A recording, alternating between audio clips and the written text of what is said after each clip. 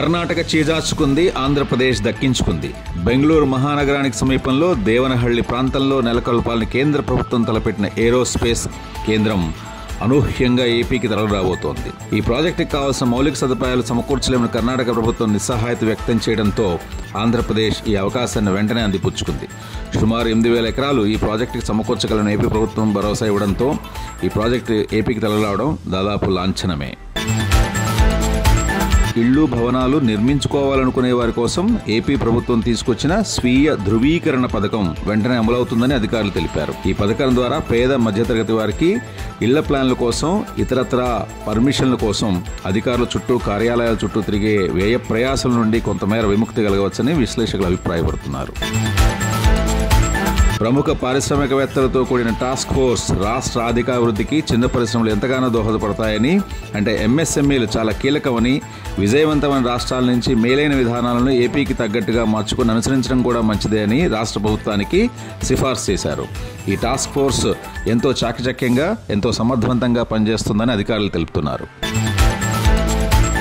వాహన ప్రమాద కేసుల్లో బాధితులకు చెల్లించాల్సిన నష్టపరిహారం నేరుగా వారి ఖాతాల్లోకే జమ చేయాలని పరిపాలనాపరమైన ఉత్తర్వులు ఇచ్చిన ఆంధ్రప్రదేశ్ హైకోర్టు. ఇటువంటి కేసుల్లో బీమా పరిహారాన్ని నేరుగా బాధితులకే చెల్లించాలని సుప్రీంకోర్టు ఆదేశాలకు అనుగుణంగా ఆంధ్రప్రదేశ్ హైకోర్టు రిజిస్ట్రార్ జనరల్ రాష్ట్రంలో అన్ని న్యాయస్థానాలకు మార్గదర్శకాలను జారీ చేశారు.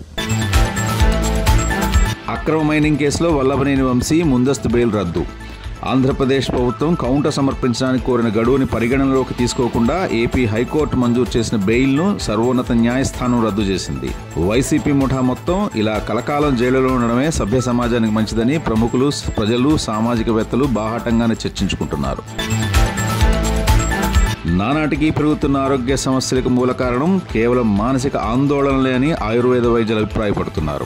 సోషల్ మీడియా ప్రాచుర్యంలోకి వచ్చాక సమయ పాలన అంటే టైం మేనేజ్మెంట్లో పూర్తిగా విఫలమైపోతున్న అన్ని రంగాల ప్రజలు రకరకాల అనారోగ్య సమస్యలతో బాధపడుతున్నారని, అందుకు తోడు బయట ఆహారం ఎక్కువగా తినడం ఇది మరింత ప్రమాదకంగా మారుతోందని, ఈ పోకడలు మానుకోకపోతే అర్ధాయుష్యులుగా వెళ్లిపోతారని హెచ్చరిస్తున్నారు.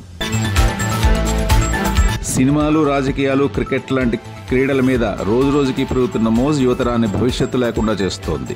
సోషల్ మీడియా పుణ్యమాని 24 గంటల కాలంలో కనీసం 5 గంటలు ఈ 3 అంశాలపైన చర్చించుకునేలాగా ఈ సోషల్ మీడియా సామాన్య జనాన్ని ట్యూన్ చేస్తోంది, అంటే కండిషన్ చేస్తోంది. రంగుల ప్రపంచాన్ని అది అబద్ధం తెలిసినా మినుగుడు పురుగుల మాదిరిగా మనుషులు ఈ 3 రంగాల వైపే ఎక్కువ ఆకర్షితులవుతున్నారు.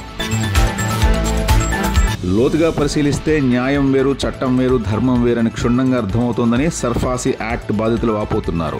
బ్యాంకు రుణాలు తమ పాలిట యమపాశాలుగా మారుతున్నాయని, తమకు న్యాయం, ధర్మం ప్రసాదించమని కోర్టుల చుట్టూ తిరిగినా, కాళ్లరిగేలా పోలీస్ స్టేషన్ల చుట్టూ తిరిగినా ఫలితం శూన్యం అని వాపోతున్నారు. ఆంధ్రప్రదేశ్ ప్రకాశం జిల్లా ఒంగోలులో ఉన్న IIITలో విద్యార్థులు పడరాని పాటలు పడుతున్నారు. ఈ IIITని ఏర్పాటు చేసి దశాబ్ద కాలం గడుస్తున్నా ఇప్పటికీ అద్దె భవనాల తరగతుల నిర్వహణ, ఇక్కడ మౌలిక వసతులు సరిగ్గాలే కొంతమంది నూజివీడులో చదివాల్సి రావడం మరిన్ని ఇబ్బందులకు దారితీస్తోంది. దుబాయ్లోని పారామౌంట్ హోటల్ వేదికగా వైసీపీ ప్రభుత్వ హయాంలో మద్యం కుంభకోణం జరిగిందని విశ్వసనీయ సమాచారం. వైసీపీకి చెందిన చాణక్య, వరుణ్ అనే వ్యక్తులు ఈ హోటల్ స్థావరంగా మార్చుకుని ఈ కుంభకోణాన్ని రచించారు. కొసమెరుపు ఏంటంటే తెలంగాణ ఫోన్ ట్యాపింగ్ వ్యవహారంలో నిందితుడైన శ్రవణ్ రావు ఈ ఫ్లాట్ యజమాని. 2 తెలుగు రాష్ట్రాలను కుదిపేసిన ఈ 2 పెద్ద స్కామ్లకి వేదిక ఒకటే అవడం ప్రజల్లో నాటుకుపోయిన జడత్వానికి, స్పందించడం మానేసిన నైజానికి నిదర్శనం.